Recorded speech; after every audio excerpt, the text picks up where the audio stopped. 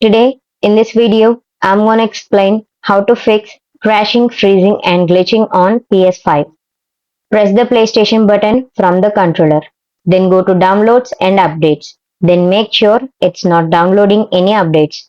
Then go to System. Then go to System Software.